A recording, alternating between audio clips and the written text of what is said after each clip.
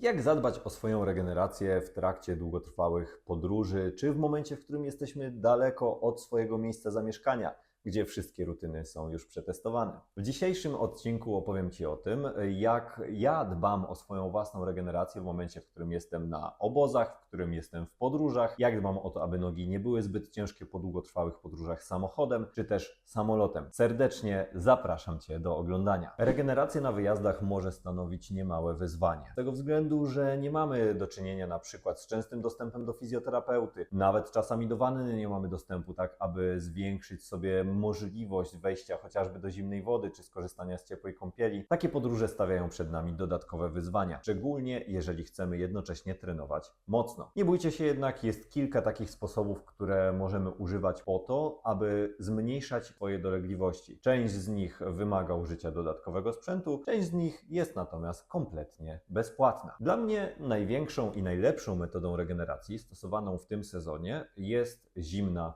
kąpiel. I po raz kolejny, oczywiście nie zawsze mamy do czynienia z możliwością wejścia do wanny, posiedzenia w tej zimnej wodzie. Nie jest to jednak nic straconego. Hydroterapii możemy nadal używać jako łatwo dostępnego środka wszędzie, gdzie jesteśmy. Wymaga to tylko odpowiedniej elastyczności. W sytuacji, w której nie mam dostępu do wanny, chodzę zazwyczaj pod prysznic. I tutaj mam dwa sposoby na regenerację. Sposobem pierwszym jest po prostu polewanie nóg zimną wodą. Staram się wykorzystywać słuchawkę prysznicową tak, aby polewać na początku przód jednej kończyny przez około 30 sekund do 1 minuty, później tył kończyny i powtarzam później to na jedną i na drugą nogę po kilka razy. Natomiast szczerze powiem, że z racji na bardzo dużą ilość czasu, którą zabiera ten sposób regeneracji, jeżeli chodzi o hydroterapię, w podróżach zazwyczaj stosuję hydroterapię kontrastową. Na czym ona polega? Przede wszystkim na zastosowaniu naprzemiennie bodźca cieplnego i zimnego. Zaczynamy od wody zimnej i tutaj po raz kolejny, podobnie jak w tym opisanym przeze mnie poprzednio, na początku kierujemy strumień zimnej wody na przód kończyny,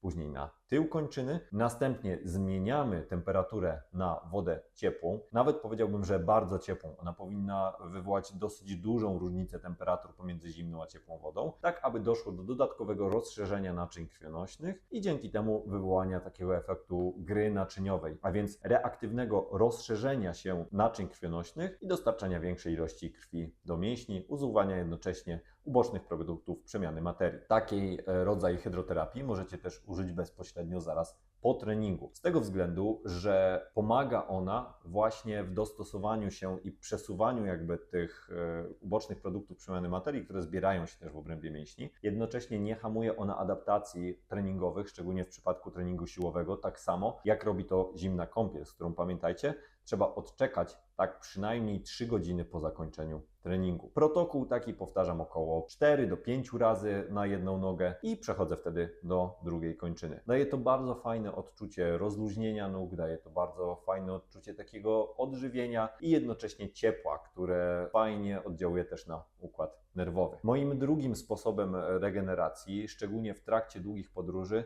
są rękawy kompresyjne. I tutaj z pomocą przychodzi mi mój partner, czyli Airify Polska, który zaopatruje mnie właśnie w takie urządzenia. I o ile na część wyjazdów nie jesteśmy w stanie w ogóle zabrać na przykład takich pełnych mankietów, pełnych rękawów na nogi, których używamy na co dzień, to jest taki produkt, który bardzo mocno pomaga mi w moich podróżach. Mowa tu o Airify Fly, czyli takich mankietach, które zakładamy tylko i wyłącznie na łydki. Zmieszczą się one do każdego praktycznie bagażu. Ja niejednokrotnie pakowałem je po prostu do plecaka, nie bójcie się, bez problemu przechodzą kontrolę bezpieczeństwa i pomagają mi one w jednym, gdyż mam dosyć duży problem z tym, że będąc długi czas w samolocie, niezależnie od tego jak często wstaję, jak często się poruszam, mam jednak po takiej podróży opuchnięte nogi, szczególnie łydki oraz stopy. Zauważyłem, że w momencie, w którym zaczynam stosować takie mankiety dynamiczne w trakcie siedzenia, ta kompresja pneumatyczna potrafi zmniejszyć rozmiar tych obrzęków, których doświadczałem uprzednio przy długich podróżach. Niesamowicie pomogło mi to teraz w trakcie mojego lotu do Stanów Zjednoczonych, który był mega długi i dzięki temu, szczególnie w podróży powrotnej, kiedy byłem już bardzo zmęczony, uniknąłem większych obrzęków. Także jest to jeden z takich produktów, który można zabrać ze sobą właśnie na wyjazd, w momencie, w którym nie mamy dużego bagażu, nie mamy też możliwości zabrania całego takiego aparatu. Te mankiety ładuje się przez USB, one są bardzo wygodne, można dopasować dopasować też tam i dodać bodziec cieplny, są 3 programy oddziaływania, także jak dla mnie petarda. Tym bardziej, że najczęstszą partią mięśniową, która mocno męczy się w trakcie moich treningów i też zawodów, są właśnie łydki, które dostają mocno w kość. Dlatego jeśli jesteście tylko zainteresowani takim produktem,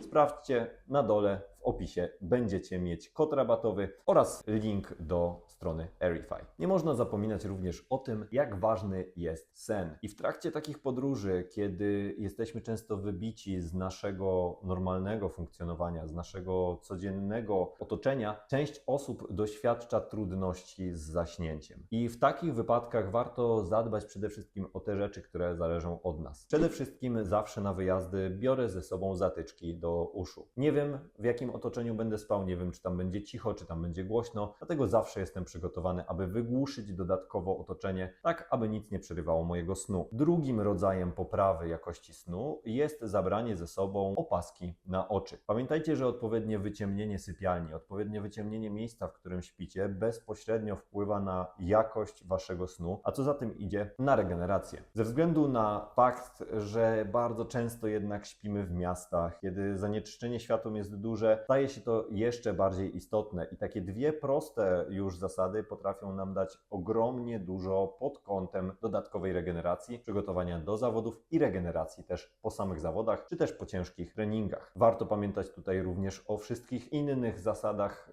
takiego przygotowania miejsca do snu, a więc żeby temperatura była nieco chłodniejsza, abyśmy unikali dużych bodźców, ekranów zaraz przed właśnie pójściem spać, dzięki czemu dodatkowo jeszcze poprawimy jakość tego snu i zadbamy o ten podstawowy element regeneracji. W trakcie swoich podróży często stosuję też automasaże, wykonuję takie ruchy, w których idąc od łydek, takimi trochę ruchami jak ugniatającymi ciasto, wykonuję sobie pobudzanie właśnie odpowiednich grup mięśniowych. W podróżach używam również rollera bądź też piłeczki, które potrafią zmniejszyć trochę odczucie sztywności potreningowej i przygotować mnie bardziej na następną jednostkę, jednocześnie nie wyzwalając jakiegoś bardzo dużego zaangażowania czasowego, ponieważ taki roller jesteśmy w stanie dołożyć nawet przed treningiem, czy też po treningu, kilka minut wykonując inne rzeczy. Można się zajmować też wtedy jednocześnie oglądaniem czegoś, odpoczywaniem, słuchaniem, czy nawet pracą, jeżeli ktoś potrafi się skupić podczas zadawania sobie bólu. Takiego rolowania używam niezbyt często jednak, bo 2 razy w tygodniu. No i właśnie, jak tutaj rozłożyć sobie te bodźce regeneracyjne? Z mojego doświadczenia